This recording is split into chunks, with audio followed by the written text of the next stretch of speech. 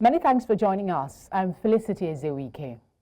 Land ownership is a contentious issue across Africa, often sparking conflicts between local communities, newcomers, and the state. We've seen this happen in South Africa, where post-apartheid land redistribution efforts have been marred in legal battles and opposition from existing landowners. And in Zimbabwe, the controversial land reform program triggered widespread violence and economic instability. Now, Ghana's Year of Return initiative has become a flashpoint in a heated land dispute. The campaign, launched in 2019, aimed to reconnect Africans in the diaspora with their ancestral homeland, promote tourism, investment, and cultural exchange. But tensions are rising between Ghanaian residents and African diasporans over the takeover of land. Now, Ghanaian residents are protesting, saying they were neither consulted nor fairly compensated. But then the traditional ruler of Asebu Town, Chief Amanfi VII, maintains that he acted within his rights in allocating the land, which he describes as stool land, traditional land under his authority. Despite a court injunction issued in October 2023, halting constructions on the disputed plots because of these issues, development has continued without pause. That's what we want to look at today, to explore these tensions and the future of Ghana's Year of Return initiative. My guests, there are three, but we have for now Anthony Cobbinah, Director of Quality Assurance and Advocacy, Educate Africa Institute. He joins us from Accra, Ghana. I think it's the other way, Cobbinah Anthony, right? Yeah, Cobbinah. Cobbinah, thank you so much for joining us. Just quickly walk us through, if you can, the historical context behind the Ghana's Year of Return campaign. All right, good afternoon to your viewers and listeners at large. I think it's something that the entire nation of Africa is looking up to. We are always trying to embrace our friends, our brothers and sisters who are in the diaspora, namely.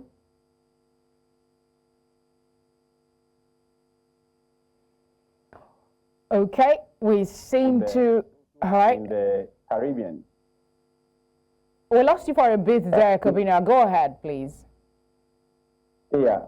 So this is what we are all looking at. We're looking forward to seeing that at least due to the slave trade and others, as you're showing from the Cape Coast Castle, they will also come back and help build motherland Africa and, let's say, Ghana. So for the initial word that you said or statement that you put out there, the magnitude or the intensity as reported by the media outlets, let me say the other media outlets, it's not entirely as it appears out there. Ghana, I can say about 80%, 90% of Ghanaians have not even heard anything of this sort. The intensity of shown out there or showcased out there, or that is said to be emanating. It's not like that. So I think we should look at it be an iota of truth in it, but not entirely. Okay, I'm not sure I'm getting you quite clearly. Are you saying there is no Ghana's Year of Return initiative, or that it is not popular? I am saying the year established, that one is certain, all right? But what I'm talking about is the news we have out there that there is this heated argument or this kind of riot or disturbances going on in the Asebu. The Asebu, yes. Oh, okay. Asebu. It's not like that, yes. you're saying there is no concern from residents of Asebu about the land allocated to those that have returned from the diaspora. There is no law case, there's no case in court about the ownership of the land, and there was no need for the chief to emphasize that he was within his powers to allocate those land. I'm not saying that. I'm saying the intensity, the height at which we are peddling this kind of message out there. That is why I'm saying it is not entirely so, because if you read the news, you could hear that some people took guns, machetes, and others to go out there and do what? Try to fight brothers and sisters who are the returnees. And it is not entirely so. Yes, the chief has this kind of conflict between a family. The conflict there is between a family and a chief, the family and the paramount chief. And it is about this project called the Rose Project that a company came to do in that community. And that company is reported to be closer to the land that has been demarcated or allocated to the returnees, our brothers and sisters who are coming from the diaspora. So that is where the argument stems from, but not like the other indigenes or the locals are trying to fight our brothers and sisters who are returning back to our country, or they are coming to their roots. Okay, I get what you're saying, and I'm compelled to take your word for it at this moment because you are on the ground and I am not. However, this report was not just by one media outfit. A couple of persons whose names were identified in that report complained about the fact that they were not considered. The chief did not consult them. I think I read at least 3 different names. Are you saying, for clarity, that these names are from one singular family who is dissatisfied at the moment? It's possibly so. It's possibly so, because I just had an encounter with a few indigenes of that.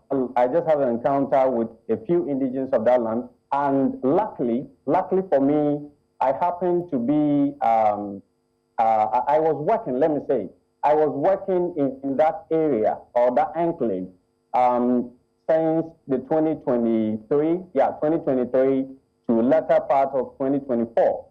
Before I left that area, and almost that area is peaceful. And what issue that came out there from the people is that what they have allocated or demarcated for the returnees or the people to come and stay, or for them to come and buy the land, is a place that they also feel that some of the indigenes can also access it. They can also buy it. So they were pleading with the paramount chief and the government as well, so that they will also have access to those areas. But it was like only the returnees who are supposed to settle in that area. That is where they had these kind of challenges. It's not like they are fighting or they are armed to the tooth and doing all those sort of things as it has been reported in the media. Okay. Like I said, when you come to Ghana here, you can count as much as 90 or over 90% of indigents or individuals in the country who don't even know about this issue. About 90% of the people. Okay. So if it is something that has been persistent, something that is really going on, and people are complaining so bitterly as we put out in the other media outlets, then I think it will be of concern, knowing perfectly that Ghana is a peaceful country who accept at least all manner of persons who, by law, can stay in the country. So I guess this conversation is not entirely true, as it has been reported out there. I thank you very warmly for the clarification because, I mean, people watch News Central across the continent, so it's imperative that we have a clearer picture of what is really happening on the ground. Just one more before we move on to other issues around the year of return. There were also reports about the fact that some of these returnees are saying they're having to arm themselves. Is there any truth to this? Because they are concerned about being attacked. All right. There might be an iota of truth. Any word that is put out there, probably there might be an iota of truth. And you know that the land holdings of Africa, or when we narrow it down, we come to Ghana, it's mostly family inclined, or it is the family-based lands, ancestral lands. So eventually, if you are going to take somebody's land, of course, that might be their only source of livelihood. They might be farming there, they might be doing A, B, C, or D things on the land before the government and the chief or the paramount chief in that area will come to a consensus or agreement that we want to do what we want to take it and probably give it to our brothers out there for them to settle here in Ghana. But you know, it is human institution. Since this is where they have their livelihood from, they will somewhat retaliate.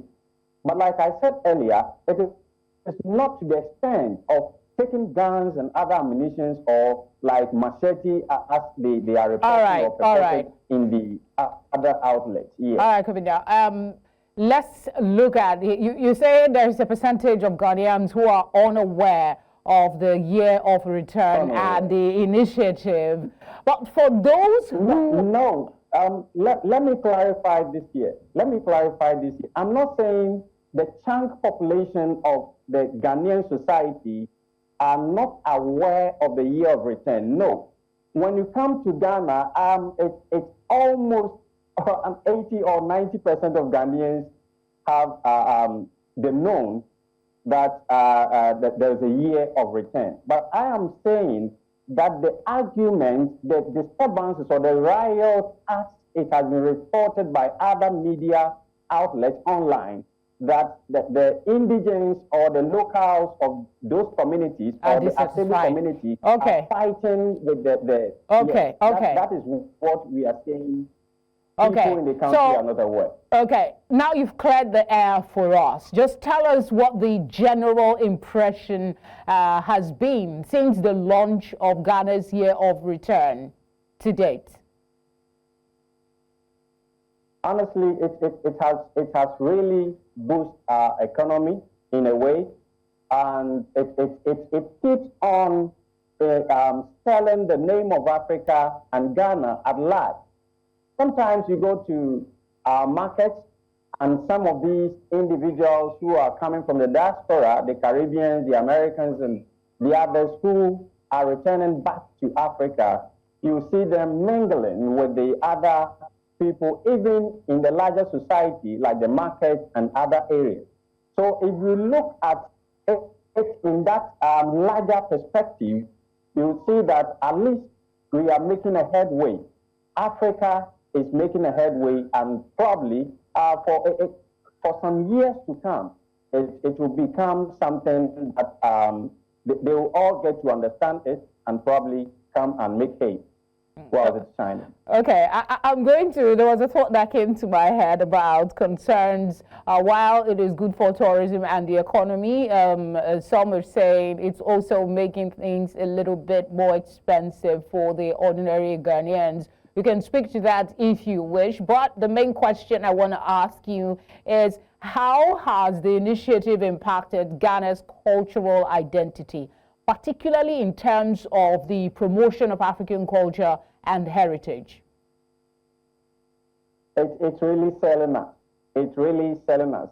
Just some few days ago, I was on the internet looking or watching some few snippets of movies and others that have been uploaded on some of the media streams. And you could see how Ghana, and I will say Africa, because they don't normally say Ghana alone, but they say Africa. That is what most of these brothers and sisters, they know. They know Africa. Even though they come to Ghana, they know much more of the African society.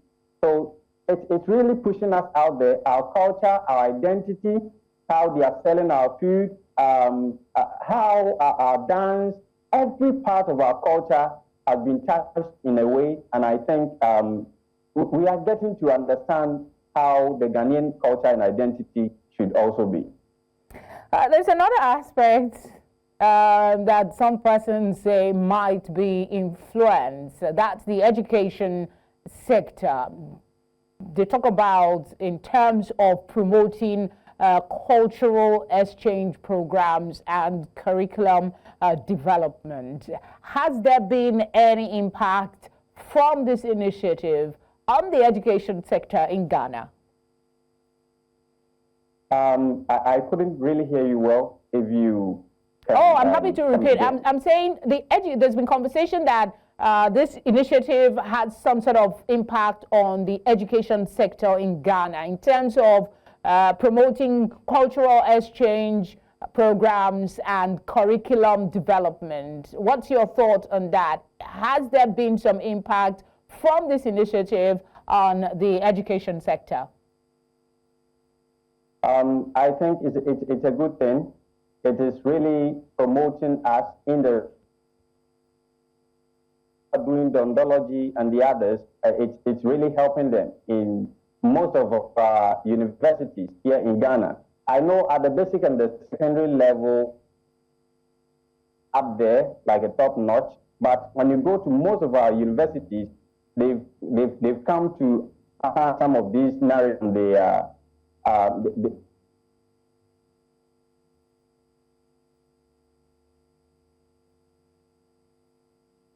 A long while. Okay, we lost a bit at the tail end of your submission. If you could just recap the last part of what you said.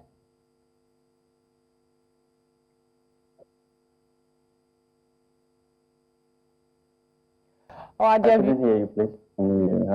Okay, I think, Adevio, we apologize for those glitches, but we missed a little part of what you said, Anthony, the last tail end of what you said, if you could recap.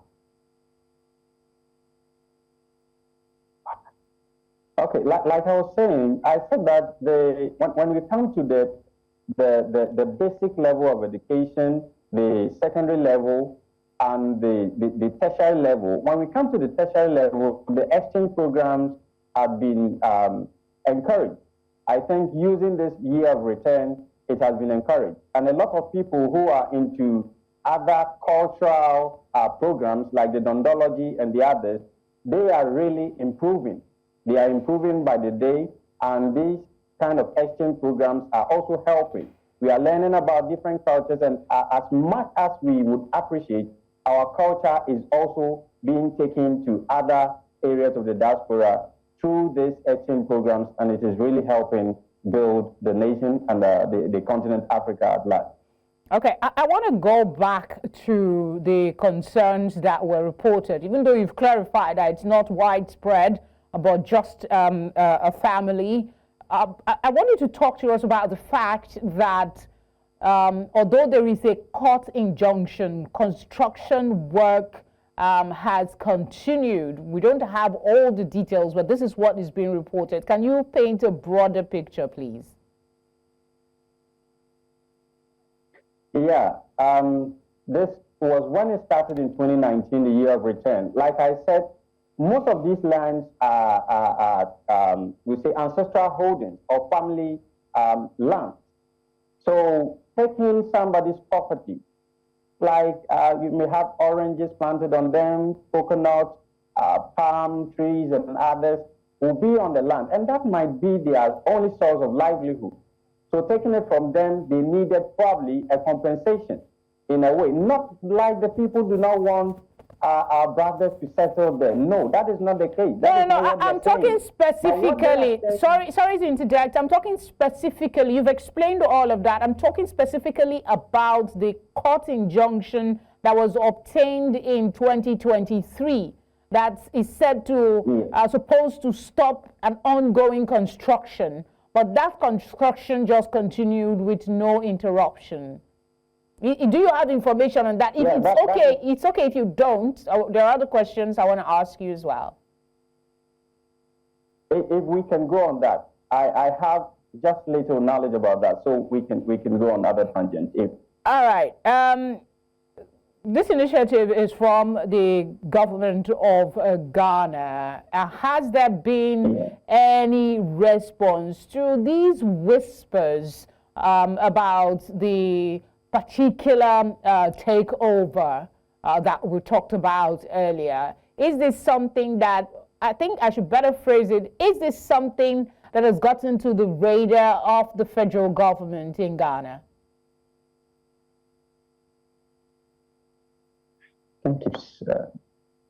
Did you get my question? I want to get your question well now. Okay, you want me to take the question again? Okay. Okay, I'm trying to find out from you, even though now you've clarified that it is not as widespread as is being made to look, I'm asking if the government, whose initiative this is, has any idea that there are some whispers of discontent on the matter of the residents of these people that have come from the diaspora, or is the issue so minor it hasn't gotten to the federal government? Okay, so I think it's you know, we had change of government just recently, I think about 3 months ago. And it's now that the new government is doing appointments so that other bodies can also take control over the affairs of the state. And for example, we spoke with the CEO, Ghana Diaspora Public Affairs Collective. And we saw that Madam Ajua Franting, yes, and she was saying she has little or no knowledge about even this issue.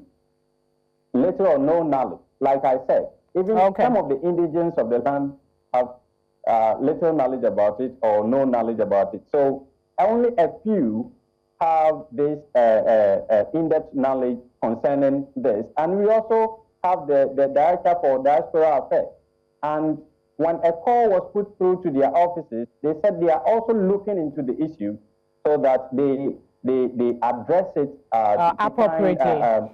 Okay. Yes, a lasting solution if that is really on the ground. I will come back to you in a bit. I understand we now have Romeo Aponsa Adweki.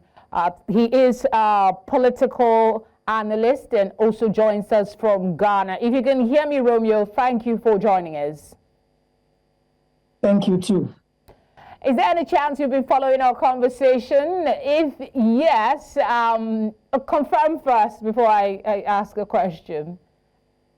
Yes, I've been following. Okay, so you've heard all that Cobbinah talked about, that the issues about grievance is overblown in the media, that generally speaking, Ghanaians are very welcoming of these diasporans. Is that your view as well? Yes, please. When I was contacted for this interview, I placed some calls to my sources in Asebu, which is the central region, and then it was surprising to know that majority of the people who've been living in the traditional area are not aware of what is really going on.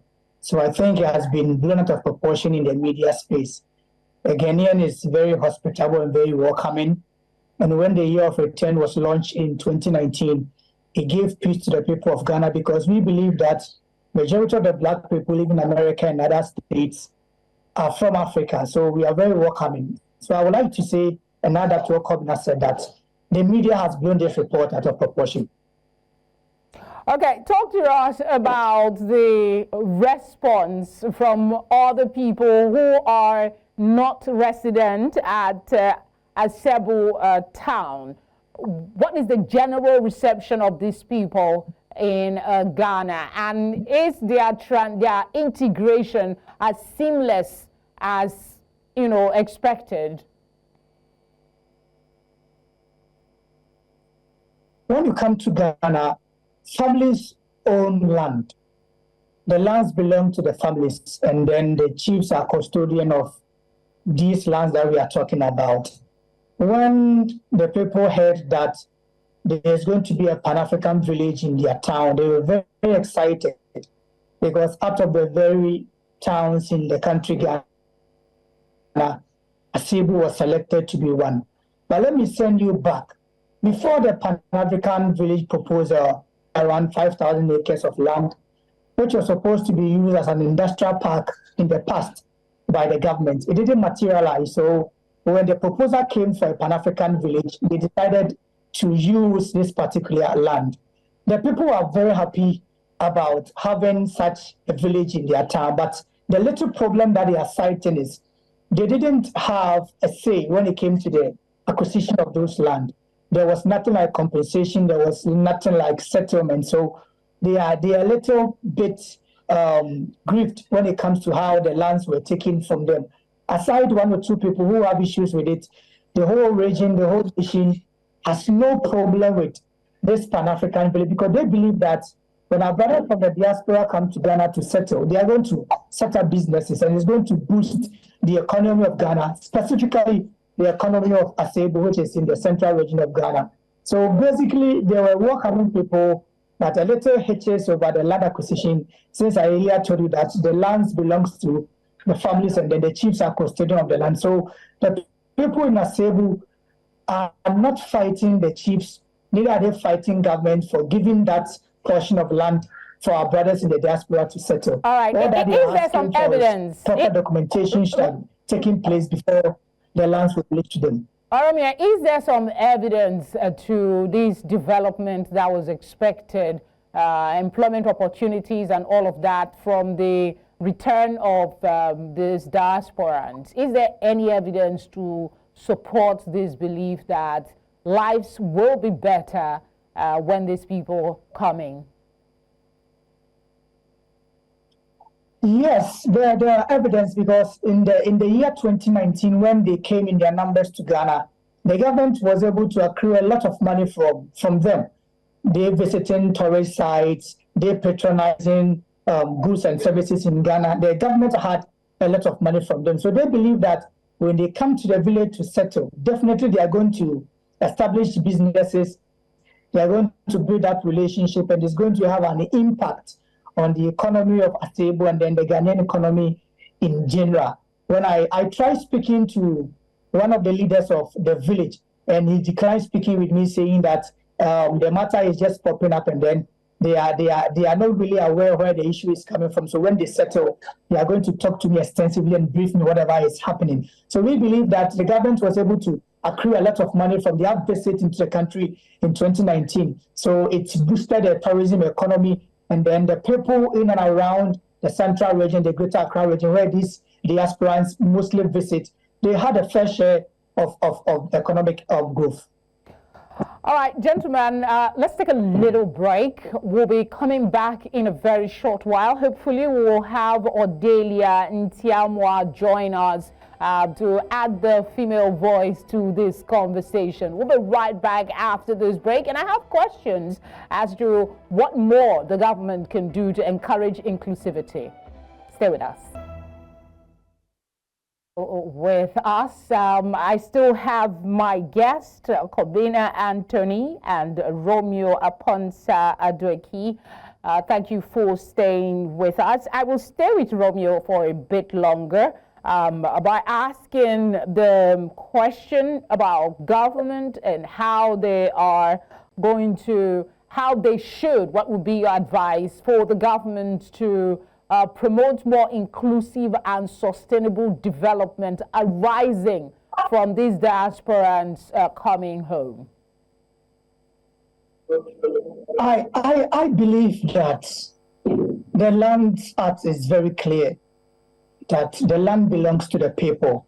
And if government want to build up a Pan-African village for our colleagues in the diaspora, they need to do the necessary things. Necessary things here means that they need to consult the families involved. If there should be the need of paying compensation to them, the government needs to pay compensation to the people who owned the land. Fine, it is very important and very prudent to welcome our brothers from the diaspora back into where they belong. But you can't do that at the expense of somebody's land. So I believe that for inclusivity's sake, the government should go down to the Asebu traditional area. Any family who is aggrieved about his or her land being taken away from him or her, there should be a proper settlement, there should be a proper consultation, and proper compensation should be given to that person, because it is better to compensate somebody to give out the land freely than to have a kind of feud between the indigents of Ghana and then our brothers from the diaspora. When the matter is not properly handled, that is when you will hear that the indigents will be grieved, and then they'll be trying to fight our brothers from the diaspora. We believe in inclusivity. We believe that Ghanaians are very hospitable and very welcoming. So I believe that the government, through the spokesperson, which is Felix Ofosu-Kwakye, who happens to be the member of parliament for Asebu, I believe that Felix should come down and then have a strong meeting with the stakeholders, which is the traditional rulers and the families involved. There should be proper meeting, proper settlement, so that if lands are being taken away from the indigents, they'll be compensated. Because land is also an identity of a family. Our forefathers give us this land before they leave, and then we also pass it on to the next generation. So I believe that if such a Pan-African village is to be launched in a certain town, the proper measures to be taken. Though I believe the paramount chief is in full support of this, that the Pan-African village should be established in his community, I believe that proper measures to be taken. There should be a stakeholders meeting where compensation should be paid. It should be paid, that each and every family is well settled and then very okay before this village is being settled. When these things are done and documented, in the near future, no family can rise up again and say that his or her land was taken forcefully from him or her. So I believe that the government should have a meeting, and then where compensation needs to be paid, should be paid accordingly. All right, one more question before I go to Cobbinah, and it has to do with history. This is not the first time, conversation around diasporans returning to live and invest and rebuild their life on the continent, but the experience has not always been smooth. At some point, the friction comes up with local communities. We had, in my introduction, I talked about the case in South Africa. Even though it's not exactly the same thing, but we have this attachment to land in Africa that has to be, like you rightly pointed out, proper compensation should be given. Do you fear, perhaps, that this initiative there might be some issues in the future if not properly addressed today? Yes, there are future consequences if things are not done properly. Because, for example, if you read in the media that our friends from the diaspora are not having it easy settling in Ghana, it will not push others to also come down to the African continent to also come and invest. So I believe that it's going to have dire consequences when these things are not tackled properly. That is why I said that there should be stakeholders meeting where compensations are needed to be paid, compensation should be paid, so that those outside the African continent will know that when the proper things are done, they can come home, settle, establish a business, and live comfortably in where I believe is the root of where I really come from. So I believe that if things are not done properly, there's going to be future consequences for our brothers and sisters who are living outside the continent to come back and settle here. But when things are done properly, it will give them some confidence and hope that really, when I come down to settle, there are not going to be any qualms and any land disputes with my brothers whom I'm coming to settle here with. All right, Cobbinah, let's come back to you and talk about how this initiative is having if any, impact on national security, particularly in terms of border control and immigration policies? Are there concerns in this area that you think needs to be addressed, or everything is good? Yeah, very well. I think the government needs to address that area or tackle that area very well, because since it is we've said it is a year of return, and our brothers are coming, as we rightly have it in Africa. Since when these kind of people are coming, or our brothers are coming, a lot of people or individuals who have the mindset to come and loot them, or to also do an evil against them, so that they may not even love to stay in the country or to stay here in Africa.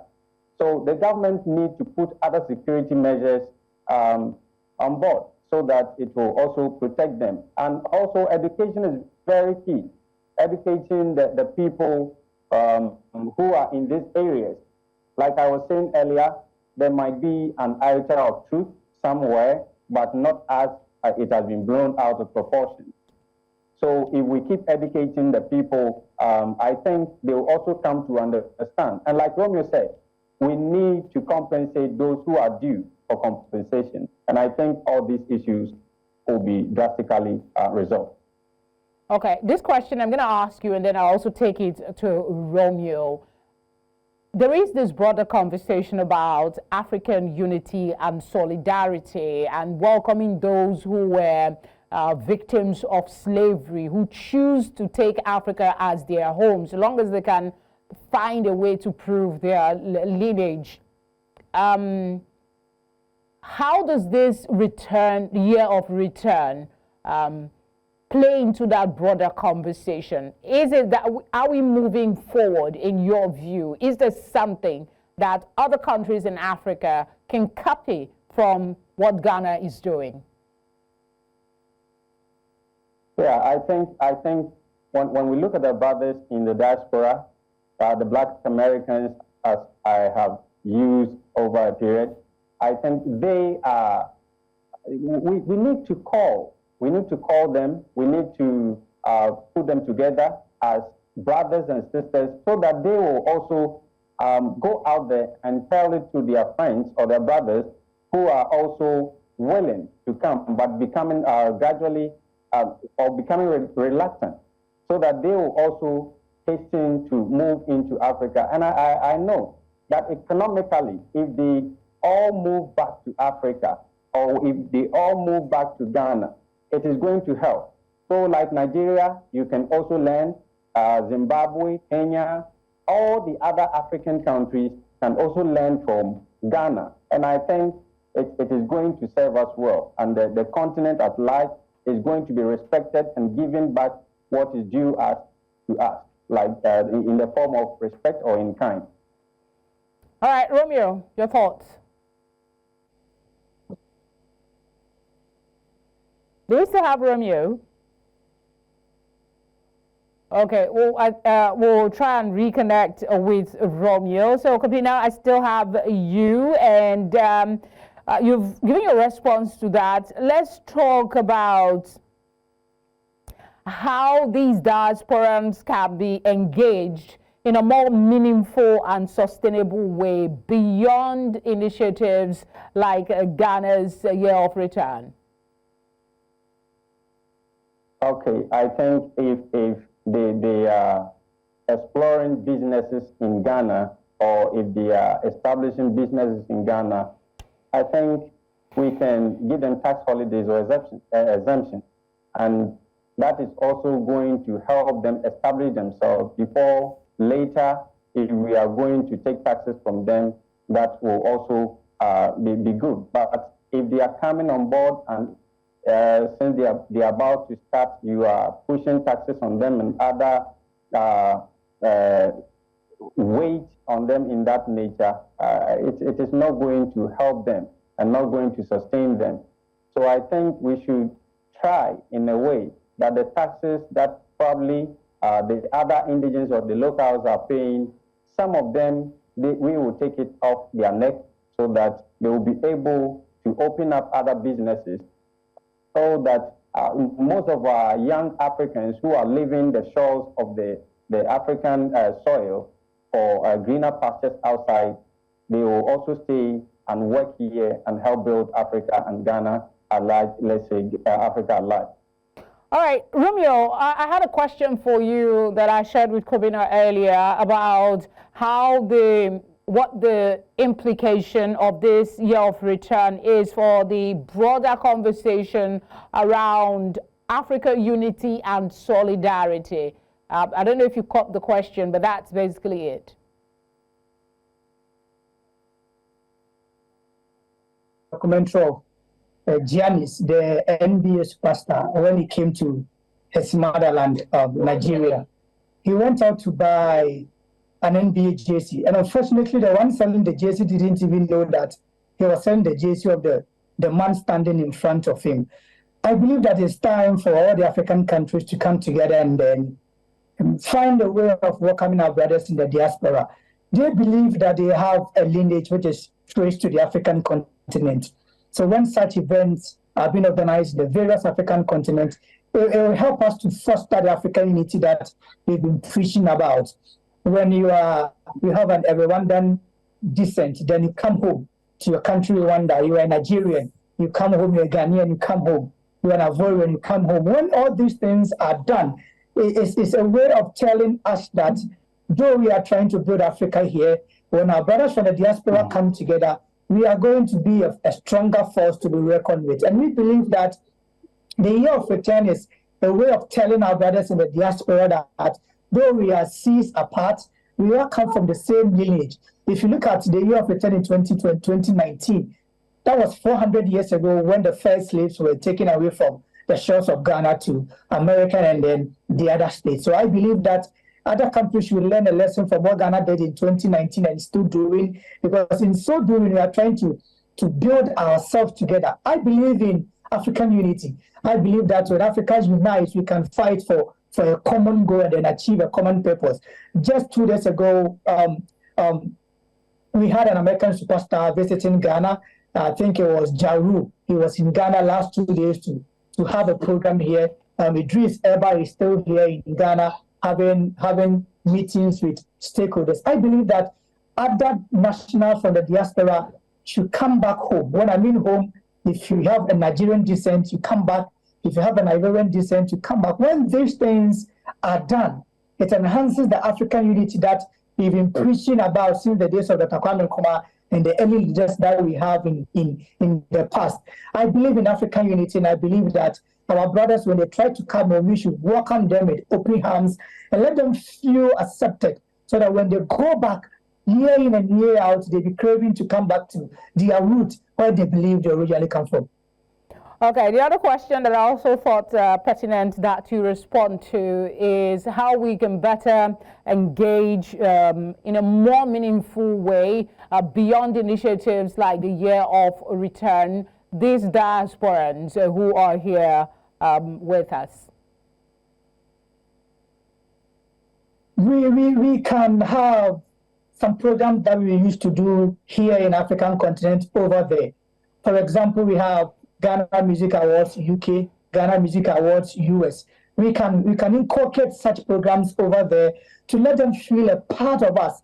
When you speak to some of them, they feel like they are Ghanaians, they are Nigerians, they are Ivorians. They want to come home. But when we go there and then we sell our ideas to them over there in America, over there in the United Kingdom, over there in Canada, we make them feel accepted that, wow, my people back home recognizes us. So that when there is such a program, annual program, yearly program, we will also try and then come back.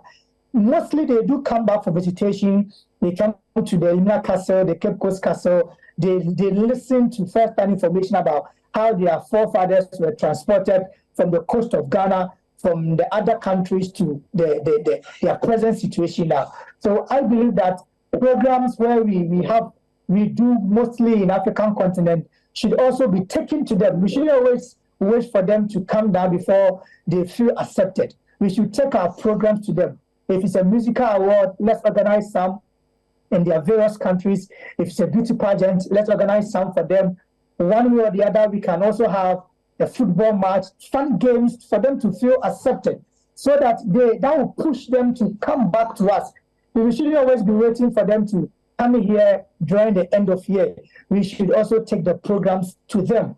By doing so, they also feel like we have been accepted, even though we have not gone back to our heritage, we have not gone back to our lineage. Our people recognize that we are also part of them. So I believe that the program that we do have here in the African continent should be sold to them wherever they are, and then that will push them to also come down here. Cobbinah, I asked you earlier about lessons that this initiative could be for other African countries and what they can learn from this initiative. This time I want to flip it and ask, what lessons would you say this initiative has taught Ghana that will help put you one step ahead in the reintegration effort? I will talk about development. When I listen to Idris Elba, he's trying to set up a film village in Ghana. And I believe that his role in the movie industry, his expertise in the movie industries, when brought to Ghana, will help shape the Ghanaian movie industry, which is, if it's not dead, which is almost dead. When I listen to Jaru, he's also trying to start a philanthropic work in Ghana. Dan Weberg, Memphis Depay, and others have also established schools. They've been building facilities, hospitals. They've been digging holes for that will fetch water for the people in their various communities. And I believe that when our brothers in the continent embrace this year of return in their various countries, we are going to see a lot of infrastructure development. We are going to see a lot of development in the area of creativity. We can talk about the music industry, we can talk about the movie industry, we can talk about a lot of things that these brothers from the diaspora who are experts, who are connoisseurs of the game, when they bring it on board, is going to promote and also going to enhance the African heritage and the African culture. So the lessons being given here is we are going to help develop our economy with their expertise. They've done so well for themselves wherever they are, in the United States, United Kingdom, and I believe that when they come down with their expertise, we are also going to tap into them. We are going to enrich ourselves. For example, the film village by Idris Elba is going to help reignite the collapsed Ghanaian movie industry. My brother Cobbinah will agree with me that the Ghanaian movie industry is not what we used to know. And I believe that his coming on board with a film village is going to help promote the Ghanaian film industry. Just like Jaru, his expertise in music is going to help shape the Ghanaian music. I believe that these are the lessons being learned. Nigerians are doing well in the area of movies, in the area of music. And I believe that when these diasporans come back with their expertise, we are going to do far much better than we are seeing now. I mean, a lot of optimism. I share in that. Let them come home and do good for the people of this continent. Cobbinah, when we started this conversation, you were not particularly pleased with how the news is being portrayed, that it seems a lot of residents, just a handful of persons have concerns about the Ghana's return policies. So as we wrap up, what would be your final thoughts on this subject for Africans who are watching, who may be Ghanaians, or maybe from any other part of the continent? Okay, so my final words to the other Africans in the diaspora, I will say that Ghana is a very peaceful country, a loving country, and a caring country. We are very, very, very democratic, and I think what was put out there, those who really wrote that, I think they should find a way, we plead with them, so that they should find a way to pull it down or go to the people and find the right information or what is really going on. Because I've spoken to a few individuals in there, the Kingsmen and others, I've spoken to a few of them, And most of them are not even aware of this. But what I read and what has been put out there suggests that it's almost a war there, but there is nothing of that sort. There are good things in Africa. Africa is not poor, we are rich, and I think our brothers and sisters should come and help build Africa. Romeo.